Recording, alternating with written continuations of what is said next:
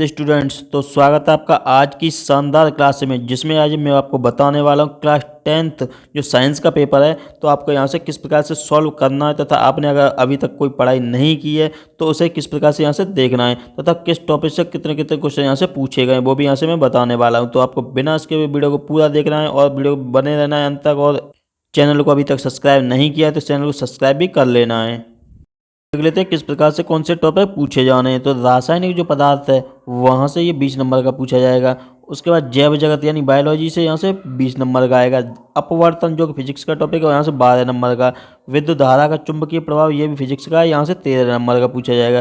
प्राकृतिक जो संसाधन है यहाँ से 5 नंबर का आएगा। इस प्रकार से आपका टोटल 70 नंबर यहाँ से बनने वाले। चलिए देख लेते हैं किस प्रकार से यहाँ से हमें टॉपिक सॉल्व करने हैं। आपको एक एक बात यहाँ से बहुत ही ध्यान से सुनते हुए चलनी है, क्योंकि एक एक पॉइंट यहाँ से मैं बताने वाला हूँ इंपॉर्टेंट रहने वाला है आपके लिए।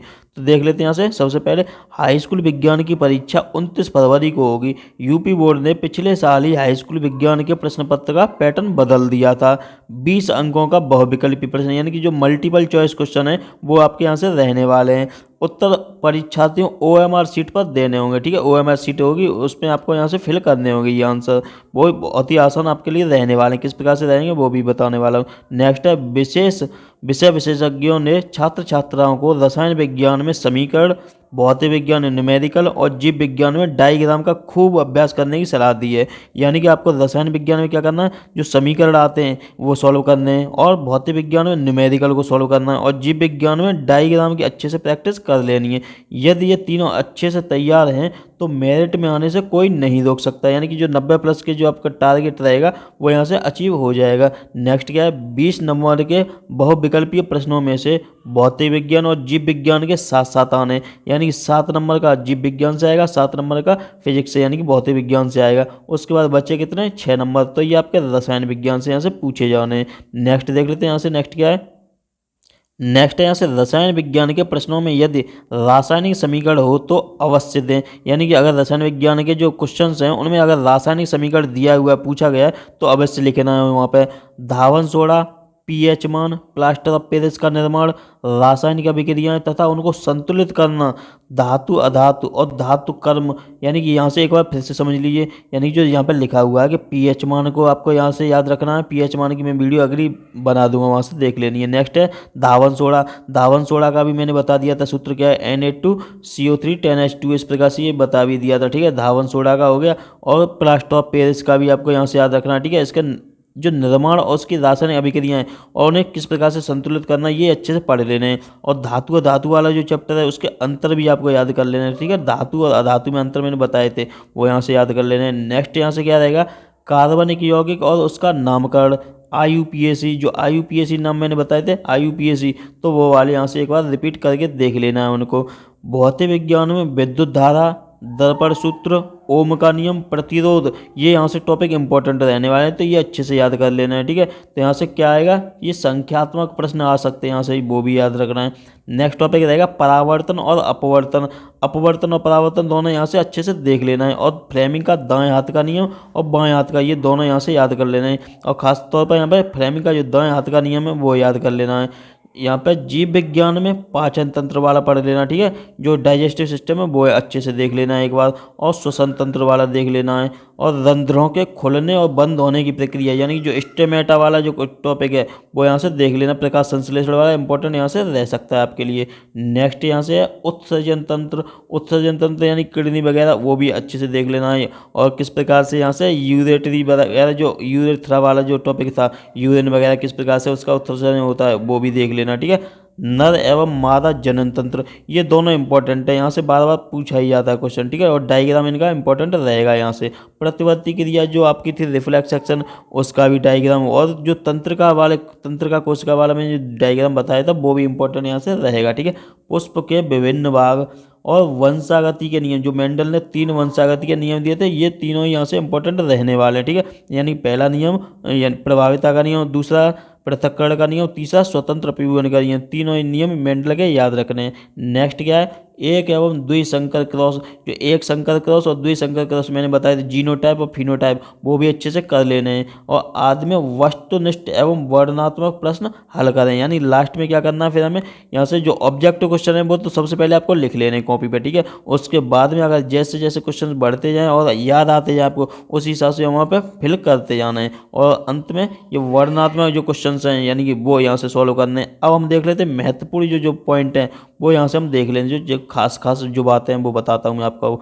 नेक्स्ट है यहाँ से रसायन विज्ञान के समीकरणों को लिखकर संतुलित करने का अभ्यास करना है आपको। जितने 2-4 दिन बचे हैं आपके पेपर से पहले, वो अच्छे से यहाँ से उन्हें संतुलित करना, समीकरण बनानी है, समीकरण बना के उन्हें सॉल्व करके देखना है। जैसे H2 + Cl2 बना के क्या बनेगा, = 2HCl, इस प्रकार से यानी कि सॉल्व करके देख लेना है, ठीक है। नेक्स्ट है यहाँ से जीव विज्ञान में वर्गीकरण से संबंधित अध्यायों को चार्ट के माध्यम से याद करें, यानी जो मैंने बताया था अभी चार्ट, जीव विज्ञान में चार्ट अच्छे से बना लेने, ठीक है, और उनका डायग्राम बना बना के उन्हें याद करना है। नेक्स्ट क्या है, जहां आवश्यक हो वहां चित्र बनाएं, तथ्यों को रटने के स्थान पर समझने का प्रयास करें, यानी मैंने बताया डायग्राम से जितना अच्छा से याद हो सकता है उससे ज़्यादा रट के याद नहीं होगा, ठीक है। डायग्राम को अच्छे से बना के देखना। नेक्स्ट है भौतिक विज्ञान के सूत्रों की सूची बनाएं तथा अंकिक प्रश्नों को हल करने का अभ्यास करें, यानी जितने भी भौतिक विज्ञान के जो फिजिक्स के न्यूमेरिकल और सूत्र वगैरह हैं वो अच्छे से 1-2 बार लिख लें और उन्हें हल करने का प्रयास करना है। और नेक्स्ट क्या है, अध्यायों में दिए गए प्रकरणों का बिंदुवार नोट्स बनाएं और सूची को यानी कि जो सूत्रों को सूचीबद्ध करके याद करें, यानी टॉपिक के हिसाब से एक एक टॉपिक को एक एक दिन में क्लियर करते हैं, क्योंकि अभी आपके पास लगभग 8 से 10 दिन है, तो उस हिसाब से एक एक टॉपिक एक एक चैप्टर एक एक दिन में अच्छे से हो सकता है, ठीक है। नेक्स्ट क्या है, अंकित प्रश्नों को हल करते समय प्रयोग करें किए जाएं, यानी कि जो प्रश्न है उन्हें हल करते समय ये सूत्र प्रयोग किए जाएं। ये लिखा हुआ है यहाँ पर, किए जाने वाले सूत्र, प्रतीक, इकाई इत्यादि अवश्य लिखें, यानी कि जो सूत्र आते हैं वो यहाँ पे अवश्य लिखना होगा। नेक्स्ट यहाँ से है, सबसे पहले सरल प्रश्नों को हल करें और फिर कठिन प्रश्नों को हल करें, यानी सबसे पहले जो क्वेश्चन आप आ रहे हैं वो वाले सॉल्व करने, उसके बाद में कठिन प्रश्नों को टच करना है। प्रश्नों के प्रकार के आधार पर उत्तर लिखें, जिस प्रकार से प्रश्न पूछा गया है उसी आधार पर उत्तर लिखना है, ठीक है, अपनी तरफ से नहीं कुछ जोड़ना है उसमें। नेक्स्ट है, महत्वपूर्ण बिंदुओं को फ्लो चार्ट बनाकर याद करें, जो महत्वपूर्ण बिंदु हैं उनका एक एक अलग अलग पेज बना लीजिए, उन्हें अच्छे से याद कर लेना है। उत्तरों को फ्लो चार्ट के माध्यम से ही प्रदर्शित करने का प्रयास करना है। नेक्स्ट है, रासायनिक समीकरण लिखते समय ध्यान दें कि वह संतुलित हो तथा ताप, दाब, उत्प्रेरक, वर्धक आदि का उल्लेख अवश्य करना, ठीक है। रासायनिक समीकरण को देख लेना कि वो संतुलित हुई है या नहीं हुई है, ठीक है।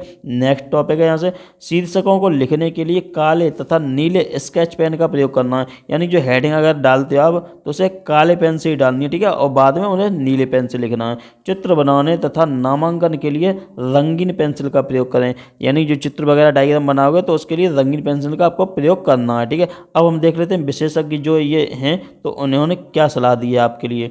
एनसीईआरटी की किताब में दिए गए सभी प्रश्नों को हल करने की कोशिश करें, ठीक है, जो एनसीईआरटी की किताब में दिए गए हैं। उसके बाद में परीक्षा के दौरान समय का विशेष ध्यान रखते हुए प्रश्नों को हल कीजिए, यानी ये नहीं कि जो क्वेश्चन नहीं आ रहा उसमें अटके रह गए, अटकना नहीं है। पहले मैंने क्या बताया था, सबसे पहले सरल क्वेश्चन को सॉल्व करना है, उसके बाद में फिर कठिन क्वेश्चन को टच करना है, ठीक है।